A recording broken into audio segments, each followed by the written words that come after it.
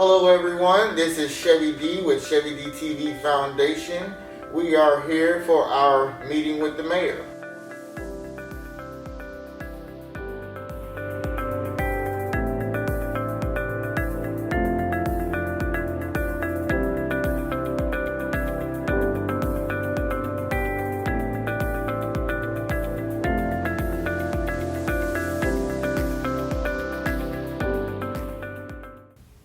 Hi, Mayor Stephen B. Grant from the City of Boynton Beach. Thank you, Chevy.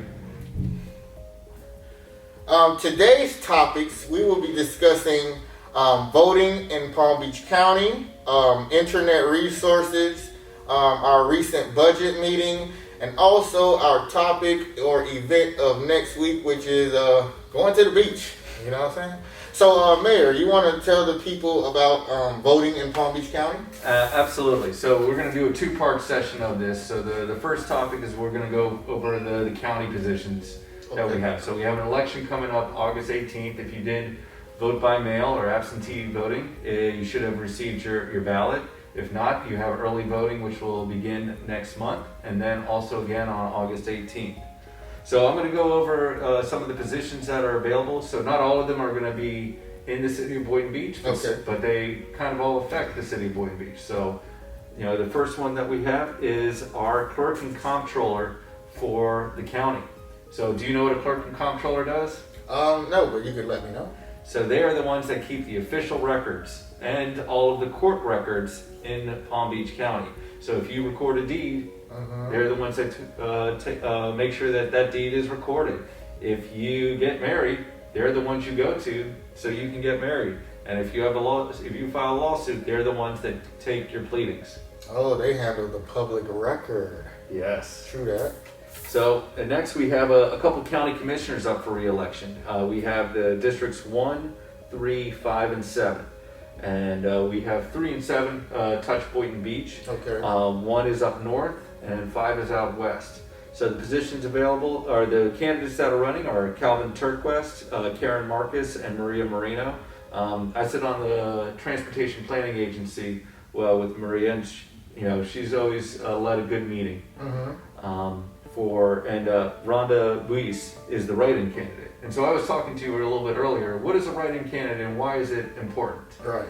Well, because only Republicans are running for County Commissioner District 1, if there was no other candidate, it would be an open election. So Democrats and other no party affiliations could vote in that primary. Right. But because there's a write-in candidate, the Supreme Court of the state of Florida says it's a closed primary, and so only Republicans can vote for that County Commissioner of District 1. Right. For County Commissioner District 3, we have David Kerner, Jonathan Maples, and Maria Garcia. Dave Kerner is our current mayor. He is definitely active in the community and has been doing a great job, I think, handling the COVID-19 situation. Definitely. Our next is County Commissioner District 5. District 5 is like West Boynton all the way down to West Boca. Right. And you have Maria Sachs and David Shiner. I've seen them around the community, but I've never really seen them in Boynton Beach. Right. So hopefully they'll look to us, come here for some support. County Commissioner District 7, this really affects Boynton Beach. That's the heart of Boynton Beach along Seacrest. Okay. Our incumbent is Mac Bernard, and he has a couple of no party affiliation opponents with Kanesuke and Leonard Sarato, and like I mentioned before, there's a write-in candidate, Michaela Wickman. The main thing we were talking about earlier is how come Seacrest doesn't look nicer like it does down in Delray? Right. Mac Bernard is the one that you need to talk to. So the county commissioner for District 7 is Seacrest. It's a county road. So he's the one that would that person would be the one that leads that discussion at the county. Next, we are dealing with county court judges. Who we got? So they're Group 11 was unopposed for Paige Gilman, and then for 12 we have an election with Deborah Stevens and Jaina Seaborn. I believe Deborah Stevens is the incumbent. I haven't had a case in front of them, so can't say much. Robert Pants is also ran unopposed, and so did Reginald Corlew. And I have had a case in front of Reginald Corlo. He does a very good small claims, and glad to see he's back on the bench. Right. So there's actually an election for the Monterey Congress Community Development District. So there's one in Boynton Beach between Betty Clark and Deanna Puentes. I don't know either of them, and but that's something that is, you may live in an area that has extra taxes because of that special taxing district. Right. Now, if a person or a citizen wanted to learn on the views of each of the candidates, how do they usually go about doing that? So right now, only the Sun Sentinel is doing the endorsements of people from Palm Beach County. So I'd say look there as the editorial board. Then you have the options of looking them up online, and you can always contact them. And if they reply, you can get your best information of who will be that person that serves you when in office. Because if they don't reply, if they don't reply when they're not in office, they're definitely not going to reply when they are in office. Right. Dorothy Jacks also won unopposed as our property appraiser. She's the one that sets the property valuation. She's also the one that makes sure all of the tangible property tax that gets paid in the city. Right. And then as a Republican, we have offices available for state committee man and state committee woman. And our own Boynton Beach, Cindy Falco de Corrado is running against Cindy Tyndall. And then you have Evan Turk versus Joe Budd. Now, what's the state committee responsible for?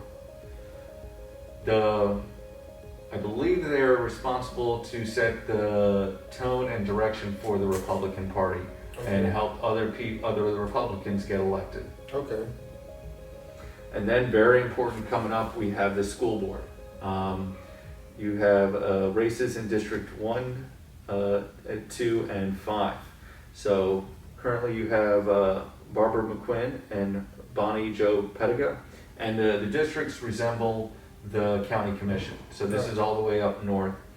I haven't met either of them. For District 2, you have Alexandra Ayala, David DeCrenzo, and Virginia Savieta. I know Alexandria very well. She comes to a lot of different meetings. I think she'll be a great candidate and a great commissioner for the school board. And then we got District 5, we have Franca Barbieri and Suzanne Page. Really, they haven't had a conversation for them. And then it goes to sheriff. And so we have a Democratic primary between Rick Bradshaw and Alex Freeman. Okay. And so Rick Bradshaw has been there for a very long time. He has a lot of knowledge. I actually was able to have a meeting with him. And I was very pleased because it's always nice when someone says, ask me whatever you want. And I was able to have a 30-minute conversation and learn a lot about the juvenile justice, learn about the copter that's in the air, learn about how he is actually in lead of like the National Security Agency for South Florida. And so it was fascinating to see everything that he's takes under control as the sheriff of Palm Beach County. Right. Next we have our supervisor of elections, and we have Paulette Armstead versus Wendy Satori-Link for the Democratic primary. Wendy did an amazing job for all the mail-in ballots. It says, you know what, we're going to make it safer for you, so we're going to put the postage on the ballot so you don't have to go to the post office and mail it in yourself or try to guess the correct postage. And then last we have Ann Gannon and Frank Chiato for the tax collector. And Gannon's been there for a very long time and has been doing a good job. Right. And the whole thing with the tax collector is that it's collecting those taxes. She also runs, what is that? The DMV here, Department of Motor Vehicles. And so I think she's been doing a great job. I just paid her yesterday. I just paid her. And so that's kind of the county elections. And so I want to ask you this. Go ahead. Why, and tell the people, why do you feel it is important, just as important, to vote on these local county elections, just like they will vote for their president? Why is it important to vote and pay attention to your local and county elections? Well, it's kind of like I mentioned those county commissioners. So they're the ones that is the governing body above the city. So they're the ones that got all of the CARES Act funding, and they're holding it right now. I saw in the newspaper article today. So you need to have a relationship with those county commissioners in order to make sure that funding is going from the federal to the state to the county to the city to you. Right. The other thing is that, in the city of Boynton Beach, we are following the county commission's lead when it comes to their executive orders, and we're not going outside of that trying to make things more restrictive or less restrictive, because we want Palm Beach County to have that unified response when it comes to COVID-19. And in addition to the school district, it's kind of like, people that seat up in Jupiter or Palm Beach Gardens, they still have that same vote as they do for Boynton Beach. And so you need to make sure that that person has your interest in mind, even though you can't vote for them. Because if someone doesn't have your interest in mind, then you need to find someone that does, because they don't represent just the people that can elect them, they represent the whole county.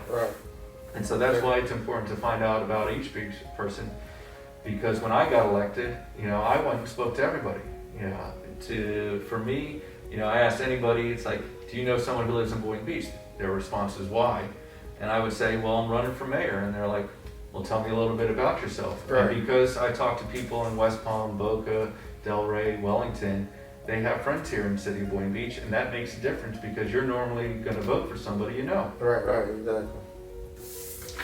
And also someone you see that's kind of more active with the people and out in the community. You don't really have to know him, but if I see Mayor Grant, I ain't know him personally, but I saw this guy at every event, I was like, oh yeah, I'll vote for him, because he's actively involved with the people. He's not just somebody in a desk or in an office somewhere that we never see till election time. So that's always something good to pay attention to.